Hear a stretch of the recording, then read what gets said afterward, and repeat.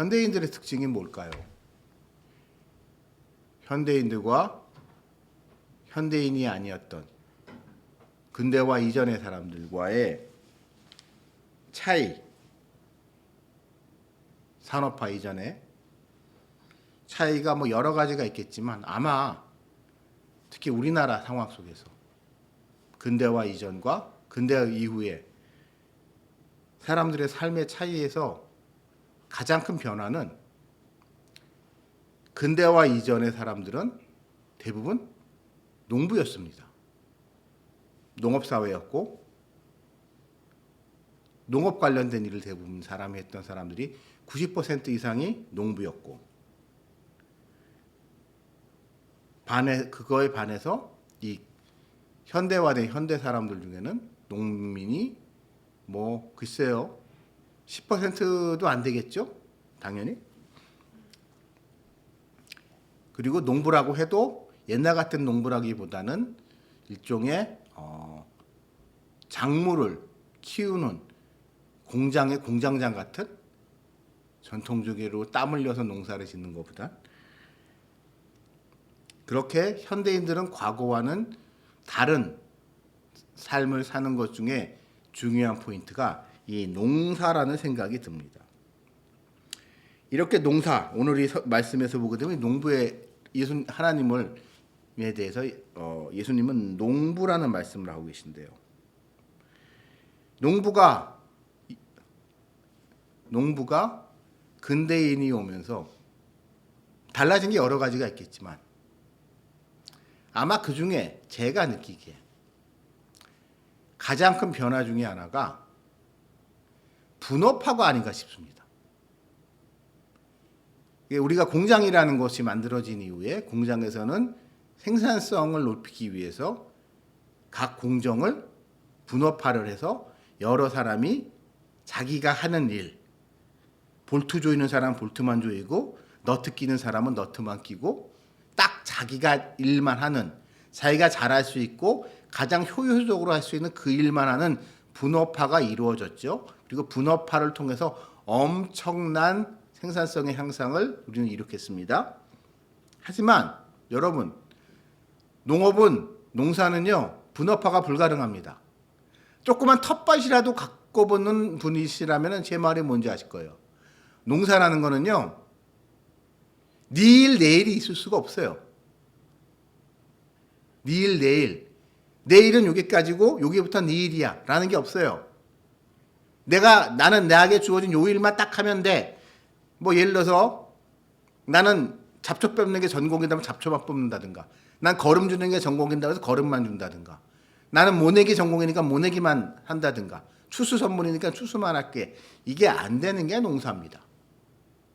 농사는 내가 맡은 나무, 내가 맡은 작물, 아니면 내가 맡고 있는 지역에서, 내 땅에서 내가 심은 것에 대해서 전적인 권한? 하여튼 그게 다 진짜 내 바치고 내 소산인 것이 이 농부의 삶의 특징인 것 같아요. 지금 오늘날 현대인들에 비해서. 그래서 여러분, 그러니까 저희 장인어른이 농사꾼이십니다. 근데 저희 장인어른 보게 되면 뭐 지금은 최근에 편찮으셔서 병원에 이제 입원시켜 드렸지만 매년 반복되는 패턴이 있어요.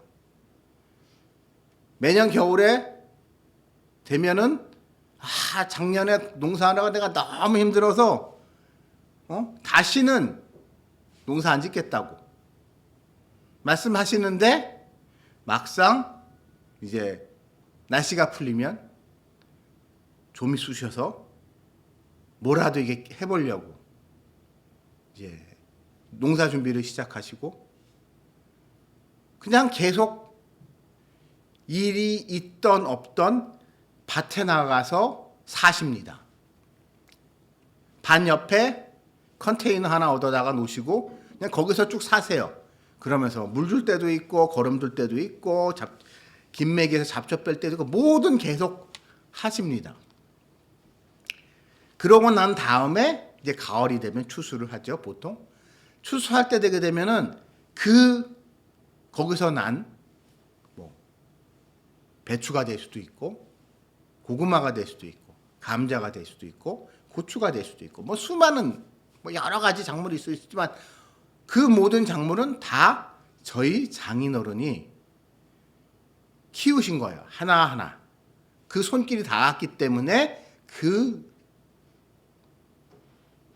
배추가, 그 감자가, 그 고구마가, 그 옥수수가 자라났고 우리가 그거를 먹게 된 겁니다.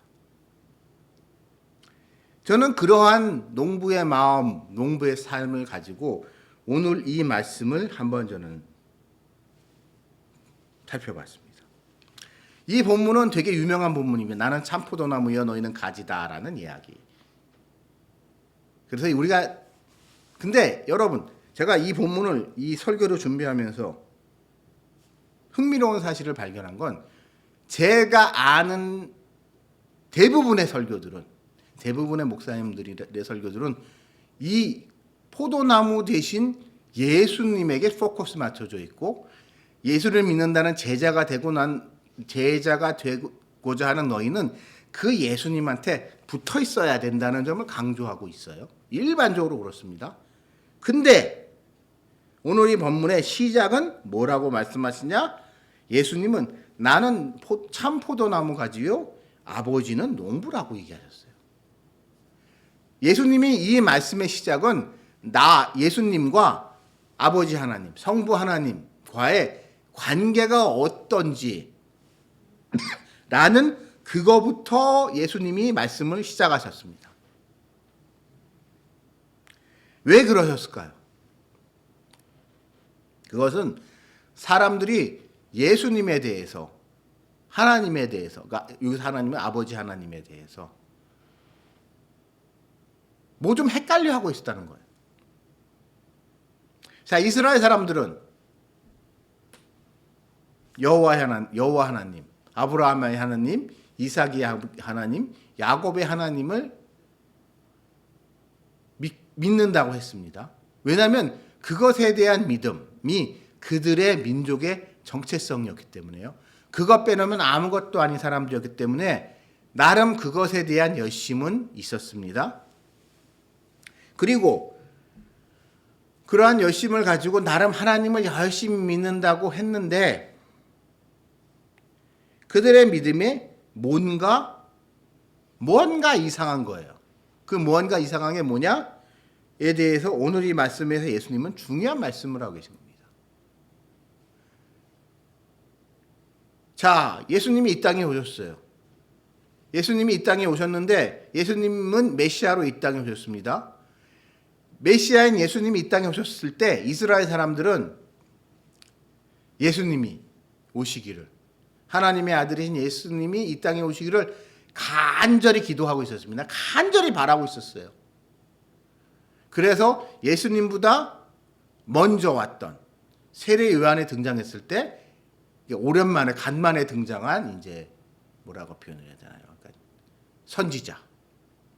누가 봐도 부인할 수 없는 위대한 하나님의 종이 등장했을 때 사람들은 다 열광하고 그 세례 요한이 그들이 그 몇백 년 동안 간절히 기다렸었던 그 주의 종인가 구약에서 예언되어 있었던 오실 그인가를 가지고 기대했지만 세례 요한이 나는 아닌데 난 그 정도는 아니고 나는 그분이 오실 거를 대비하기 위해서 온 사람일 뿐 내가 그럼 대단한 사람은 아니야 라고 세례 요한이 얘기를 했어요.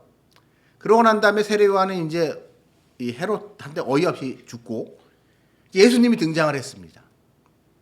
예수님이 등장해서 예수님은 나야 내가 너희가 기다리던 그 사람이야 내가 그 하나님의 아들이야 너희가 기다렸던 라고 얘기를 하니까 사람들이 막상 자기네들이 기다렸던 사람이 왔고 그 사람이 놀라운 능력을 그들 앞에서 보여줬음에도 불구하고 생각보다 사람들은 예수님을 딱 믿기가 어려웠어요. 왜냐하면 그들이 생각하는 하나님과 하나님의 아들은 그들이 생각하고 있는 거와 조금 다른 거죠.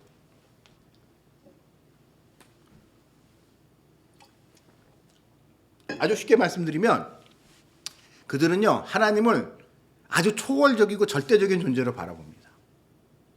만약에 하나님이 초월적이고 절대적이기만 한 존재라면 그분한테 아들이 있을 수 있을까요? 만약에 우리가 동양식 표현으로 생각을 해봅시다. 옥황상제한테 아들이 있을 수 있을까요? 좀 이상하잖아요. 우리가 인간이 가지고 있는 신 개념에서는 신의 아들이라는 것이가 이게 좀 이상해요. 신은 초월적인 존재고 이렇게 아들을 낳고 뭐 이런 존재와는 조금 그거는 우리가 생각하는 것하고 조금 거리가 있다는 그런 생각을 이스라엘 사람들은 가지고 있었고, 그래서 이스라엘 사람들은 이제 신학적인 표현을 군주신론이라고 하는데, 그러니까 하나님은 초월자고 절대자인 하나님이 저 하늘에 계시고 그분은 영원 무궁토록 하는 거고 영원 무궁토록 늘 함께 계신 분이고 그렇기 때문에 그런 분한테는 그런 종류의 아들이 있을 수, 우리가 생각하는 것 같은 육신의 아들과 같은 이러한 너나 나나 똑같은 이렇게 사람의 모습을 하고 있는 인간의 모습으로서의 아들이라는 것이 아주 좀 이상한 거로 생각했기 때문에 예수님을 선뜻 받아들이기 힘들었습니다.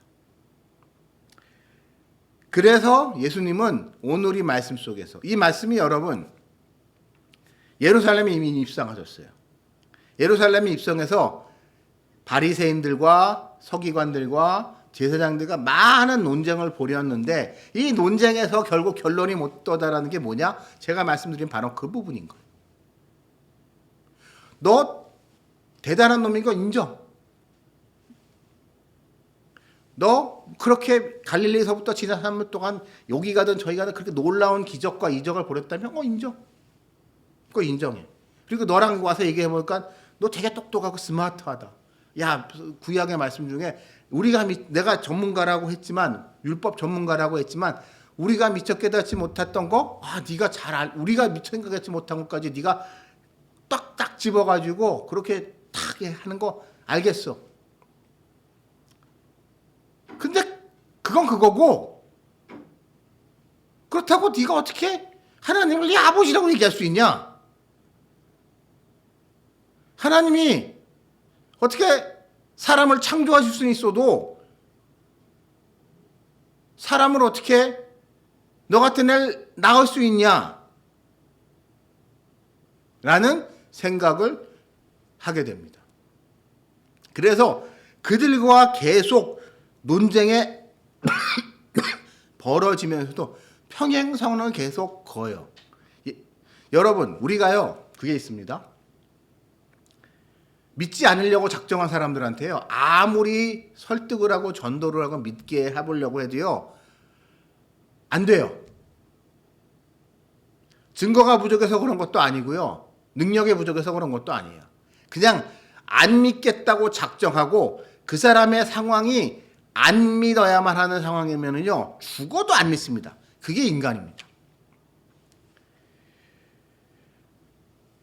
그렇기 때문에 오늘 이 말씀 속에서 예수님은 신학적인 용어로 표현하면 삼위일체적인 설명을 하기 시작하시는 거예요. 오늘 이 말씀, 포도나무 비유, 이전에 등장하는 게 여러분 보혜사 성령님이라는 표현이 등장합니다. 우리가 잘 알고 있는. 근데 성경 전체에서 여러분 성령님을 보혜사로 설명한 게 이게 거의 유일해요. 그리고 보혜사라는 표현 평소에 우리가 쓰나요? 성경에서 빼놓고 보혜사라는 표현 번역 파라클레이토스인데 내 대리인이고 변호사고 나의 분신이고 그걸 의미하는 건데, 성경에서 빼놓고 우리가 전혀 사용할 일이 없는 아주 특이한 단어인 보혜사를 가지고 성령님에 대해서 얘기하십니다.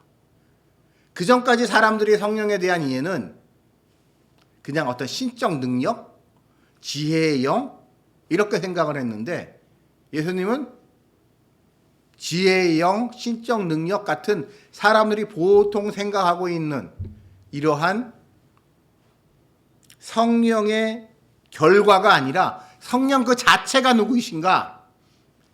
내가 너희에게 보낸 보혜사다 라고 말씀을 하시고 그러고 난 다음에 이어서 오늘의 말씀 속에서 포도나무를 통하여 나는 포도나무고 아버지는 농부다라는 표현을 통해서 이제 삼위일체적인 설명을 하고 계십니다. 여러분, 우리가 알아두셔야 될 거 있어요.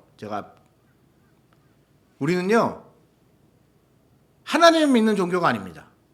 정확히 말하면 기독교는 삼위일체 하나님을 믿는 종교예요. 그냥 하나님을 믿는 종교다? 유대교와 다를 바가 없어요. 하나님 믿는 종교다? 이슬람 중에 알라와 하나님은 하나야 라고 얘기하는 애들이 있거든요. 하나가 하나인지 하나가 아닌지에 대해서 이슬람 애들도 이제 입장에 좀 달라지는데 만약에 제가 이슬람의 주류는 알라와 하나님은 하나라고 보는데 그러니까 알라를 이제 하나님의 아랍어식 표현이라고 생각하는 게 이제 이 이슬람의 주류인데 그 사람들의 주장대로라면 유대교나 기독교나 이슬람이나 다른 게 하나도 없어요. 기독교는 다 유일신 신앙 한 분 하나님을 믿는 종교라고 이야기를 하게 되는데 기독교는 그게 아니에요. 기독교는 그 하나님이 삼위일체 하나님이다라고 설명을 하는 게 기독교입니다. 그거를 예수님은 오늘 이 말씀을 통해서 우리에게 설명하고 계신 거예요. 본인과 아버지의 관계가 어떠신지를. 하나님은 이 말씀을 통해서 우리가 중요하게 예수님이 우리에게 말씀하신 거는 하나님은 계시고 하나님은 이 모든 것을 결국 처음부터 끝까지 모든 것을 자기 손으로 직접 만드시는 분이라는 점을 강조하고 계십니다. 그리고 그 하나님의 손길이 예수님을 통하여 참 포도나무인 예수님을 통하여 우리에게 그것이 열매라는 것을 맺게 되고 여러분 우리가 착각하고 있는 게 한 가지 있습니다. 우리나라 사람들은 뭐 자연 이런 거 되게 좋아해요. 자연적인 거. 근데 여러분 농사는요 자연적으로 하면 안 됩니다. 모든 농사는 근본적으로 인위적이에요. 여러분 지금 꽃 피는 봄이죠. 이맘때 여러분 과수원의 농부가 솎아내지 않으면 어떻게 될까요? 농사 망합니다. 한 과지에 한 나무에 여기서 사과나무라고 칩시다. 사과나무 그냥 놔두면요 거기에 열매가 잘 맺을 것 같으세요?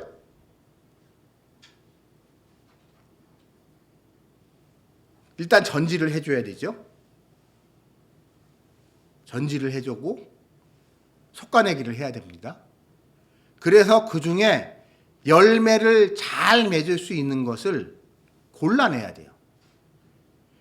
그러면서 거기에 선택과 집중을 하고 거기에 공을 들여야만 합니다.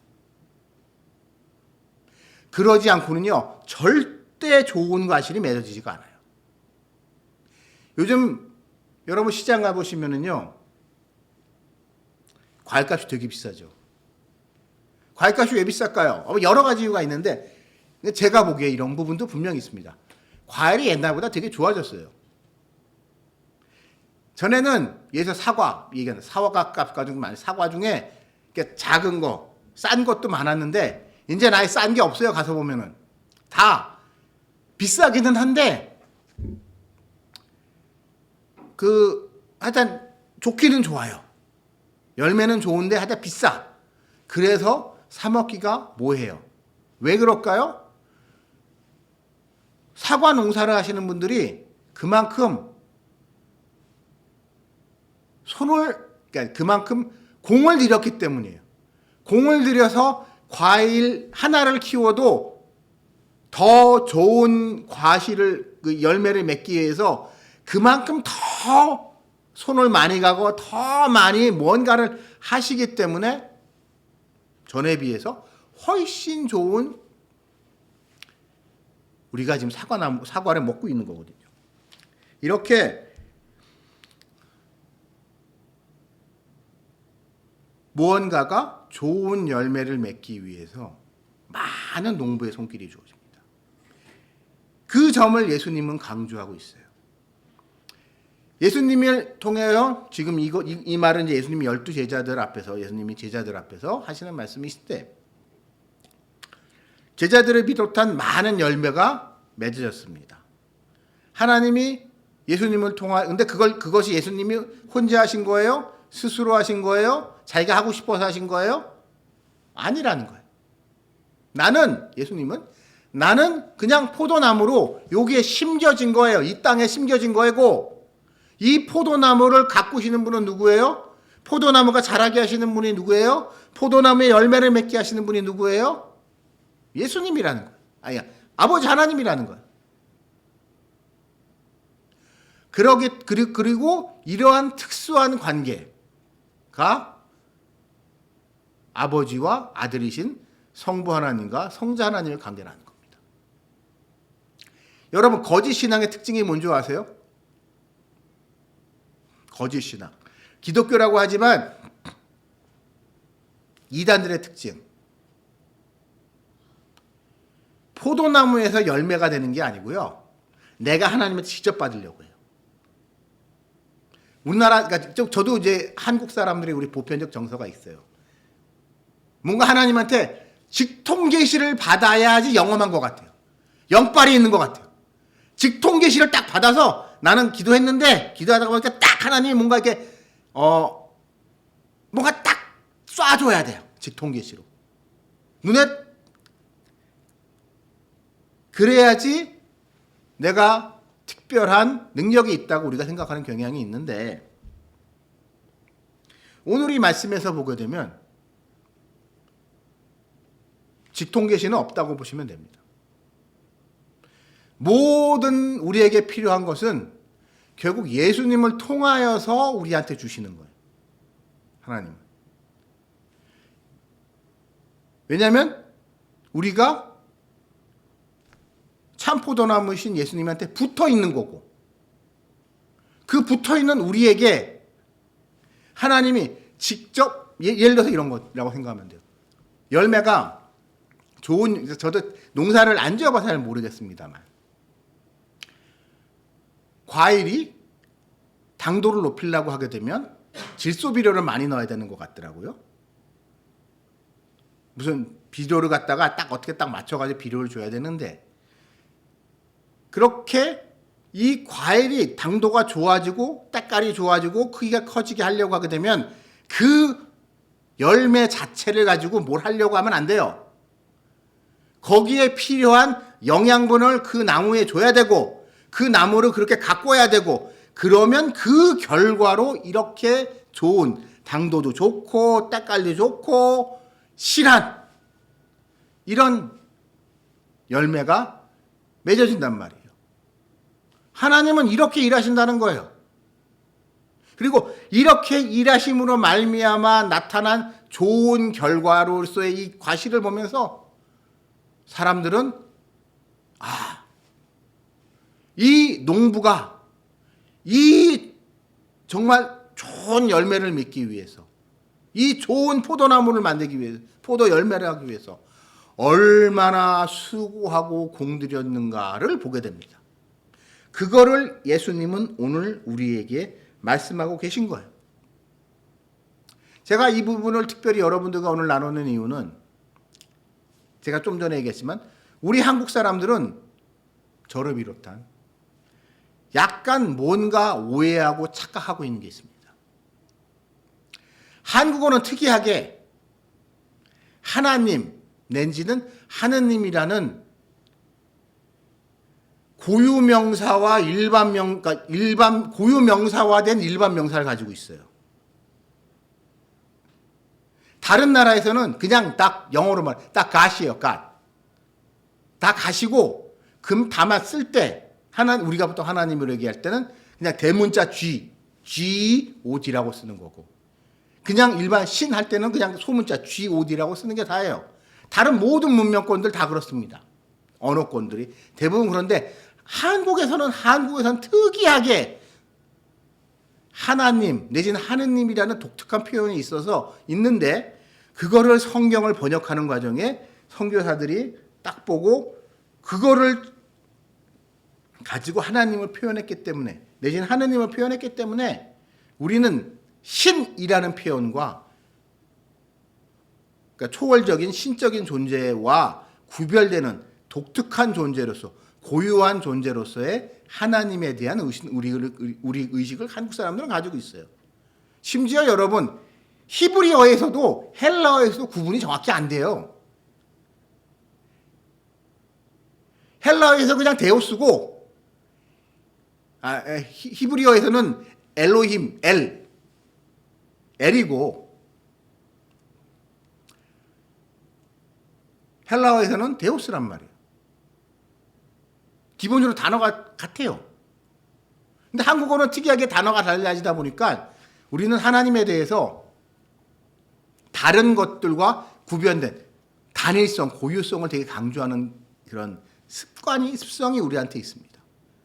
그게 한편으로는 좋은 점이 많아요. 좋은 점이 많은데 그러니까 우리는 전도할 때 심플해요. 한국 사람들은 그래서 잡신교가 잘 안 됩니다. 한국 사람들의 이제 기독교의 특징이 이게 혼합주의.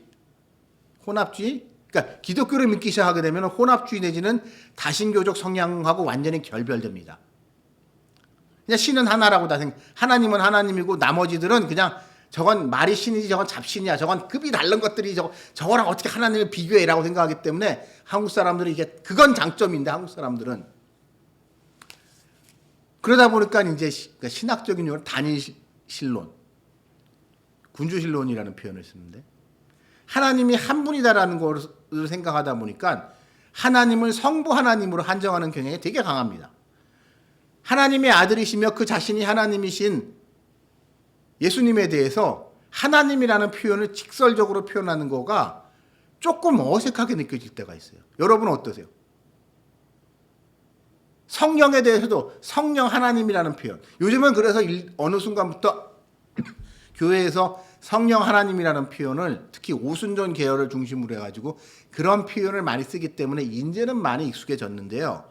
그 표현을 저도 생각을 해보니까 처음 들었을 때는 조금 이상하다? 그러니까 틀린 건 아니라는 건 알겠는데 조금 익숙하지 않다. 하나님이라는 표현은 한 분이신 창조주 하나님에게만 써야 되는 거 아니야 라는 생각을 이게 우리한테 묻어져 있단 말이에요. 그렇기 때문에 우리는 말은 삼일째 하나님을 믿는다고 하지만 사실상으로는 그냥 예수님과 하나님의 관계를 좀 이렇게 떨어져서 생각하는 경향이 강합니다. 그 모습이 어찌 보면 오늘 이 말씀의 배경이 되는 유대인들의 사고방식하고 비슷한 부분이 있는 거예요. 그들의 눈에는 예수님이 대단한 분이라는 거 알겠는데 그렇다고 어떻게 감히 하나님과 맞먹으려고 들어. 하나님의 아들이란 말을 어떻게 써.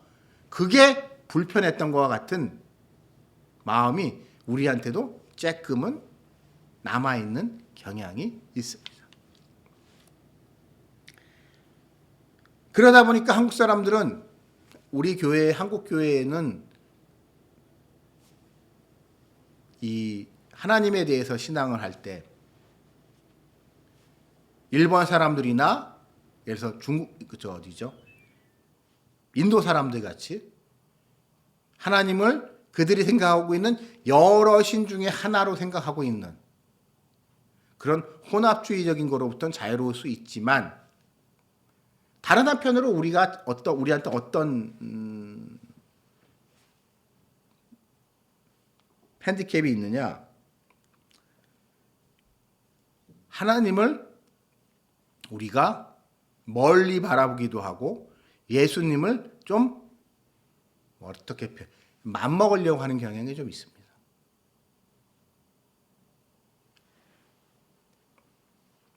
그러면서 예수님을 제끼고 하나님하고 직접 다이다이 뜨려고 해요. 예를 들어서 이런 겁니다. 우리가 이런 표현 많이 써요, 교회에서. 성령을 보내주옵소서. 성령님 오시옵소서. 어느 게 맞는 표현일까요?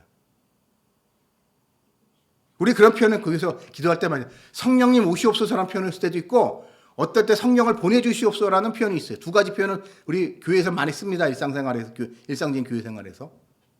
어느 게 맞는 표현이에요? 성령님 오시옵소서가 맞는 표현이에요. 물론 성령님을 보내주셔서도 틀린 표현은 아닌데 좀 더 정확한 표현으로 하자고 하게 되면 성령님을 보내주시옵소서는 성령을 좀 심하게 말할게요. 하나님의 꼬봉 정도로 생각하는 거예요. 우리는요, 그래서 성령을 천사 비슷하게 생각하는 경향이 있어요. 천사 비슷하게 생각해서 하나님이 야, 쟤한테 가면 가는 거고 됐어, 쟤 아닌 것 같아. 야, 돌아와 하게 되면은 쟤한테 와 하게 되면은 돌아오는 것, 그것이 성령이라고 생각하는 경향이 우리한테 분명히 있습니다. 하지만 삼위일체 하나님, 앞에서 나왔던 보혜사 성령과 오늘이 봄과 예수님의 관계, 하나님의 관계는 단순히 그런 관계가 아니에요. 그러다 보니까 우리는 자꾸 영적으로 교만해지는 경향이 있어요. 내가 성령을 받았다고 칩시다. 성령님이 나한테 임하셨다고 칩시다. 그게 성령님이 나한테 오셨다, 임하셨다고 보내기보단 내가 하나님한테 기도를 했는데 하나님이 내 기도에 응답하셔서 성령을 보내주셨다고 생각해요. 그런 경향이 우리한테 있습니다. 분명히 한국 사람들한테는. 그러다 보니 내가 기도해서 하나님이 보내주신 성령은 내 기도의 응답이죠. 그러니까 그 성령이 대단하다고 생각하면서도 다른 한편으로는 조금은 그를 보내신 우리가 보통 하나님이라고 생각하는 성부 하나님보다는 약간 이제 급이 떨어지는, 격이 떨어지는 그런 존재라고 생각을 하고 예수님에 대해서도 오늘 이 말씀에서 보는 것 같이 예수님한테 기도하고 예수님한테 붙들려가지고 우리가 구원을 받지만 이 구원을 최종적으로 결제하는 게 누구? 하나님이라고 생각을 하면서 회사로 따지면 하나님은 최종 결제권자의 사장이고 예수님은 비서실장 정도. 비서실장 같이 이제 문 안 열어주게 되면 이게 하나님을 다 이렇게 사장님 딱 이렇게 둘러싸가지고 이제 다른 사람 못 들어가게 하는 그런 비서실장 같이 생각하는 그 경향이 우리한테 있습니다. 그러나 오늘 이 말씀 속에서 예수님은 본인과 하나님의 관계는 포도나무와 농부라고 비유를 하고 계세요. 농부는 자기가 얻고자 하는 과실을 포도나무를 통해서, 나무를 통해서 그 열매를 맺으십니다. 그 열매를 가지고 뭐 할지는 농부 마음이에요. 그리고 그걸 왜 필요한지도 농부의 마음이에요. 어쨌든 그 일을 시작했고 그 일을 이끌어가고 있고 이 일을 마무리할 사람은 농부입니다. 농부가 씨를 뿌린 것이고 농부가 그 나무를 키운 것이고 농부가 거름 주고 농부가 비료 주고 농약 치고 잡초 빼고 수확하고 그러한 농부이신 하나님이 이 일을 시작하셨고 예수님은 그 모든 하나님이 농부이신 하나님께서 하나님의 뜻을 이루시기 위하여 이 땅에 보내신 하나의 그 통로고 그러므로 이 열매된 우리들은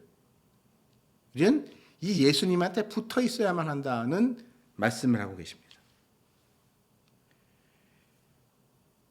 우리가 교만해지기 쉬워요. 신앙생활을 오래 하면 오래 할수록. 그리고 신앙생활을 오래 하면서 어찌 보면 하나님한테 은혜를 받으면 받을수록 더 큰 축복을 받으면 받을수록 우리 안에 이런 마음이 생깁니다. 아, 내가 교회를 잘 다녀서 내가 하나님하고 친해서 내가 하나님한테 기도를 많이 해서 이렇게 됐구나 라고 생각하는 교만한 마음이 들 때가 있습니다. 그러나 오늘 이 말씀 속에서 예수님은 말씀하고 계세요. 너 잘난 거 하나도 없어. 너가 나한테 붙어 있었고 나한테서 열매를 맺었는데 이 모든 것이 하나님께서 키우셨기 때문에 하나님께서 보호하셨기 때문에 이 모든 것이 일어났다는 것을 예수님은 말씀하고 계십니다. 마찬가지로 여러분 우리가 저는 이제 신앙생활이라는 것 거듭남이라는 것에 대해서 좀 고민을 하다 보면 이거 같아요. 주제 파악하는 겁니다. 난 아무것도 아니고 오늘 이 표현을 보면 그냥 나는 열매일 뿐이다. 열매가 자기가 잘나서 열매가 됐습니까? 이 세상에 존재하는 그 어떠한 열매도 지가 잘나서 지가 한 건 아무것도 없어요. 열매는 할 수 있는 게 뭐가 있겠어요? 열매가 자기가 좋은 결실을 위해서 옆에 있는 나무나 이런 거 뭐 비료 좀 더 주세요. 말 한마디를 할 수 있어요? 아니면 자기를 갖다가 못 살게 해치려고 하는 동물들로부터 내가 내 자신을 보호할 수 있어요? 바람이 막 불 때, 바람이 막 불어서 낙과가 될 수 있을 때 바람에 떨어지지 않게 나무를 잘 묶어두는 거. 그거 자기가 했어요? 열매는 한 거 하나도 없어요. 그냥 열매는 그 자리에 그냥 있었을 뿐입니다. 그렇기 때문에 열매는 자랑할 게 하나도 없어요. 그냥 결과일 뿐이지. 그 결과를 위하여 자신이 한 건 아무것도 없습니다. 그 점을 예수님은 우리에게 말씀하고 계신 거예요. 그러므로 여러분이 지금 언제에서 무엇을 하고 계시는지 모르겠고 앞으로도 어떤 인생을 살아가게 되실지 모르겠지만 결과에 대해서 교만해하지 마시기 바라고 예수님과 하나님과 더 나아가 성령님에 대해서 깊이 생각하고 고민하시는 여러분들이 되실 수 있기를 주님의 이름으로 축원합니다. 같이 기도드리시겠습니다.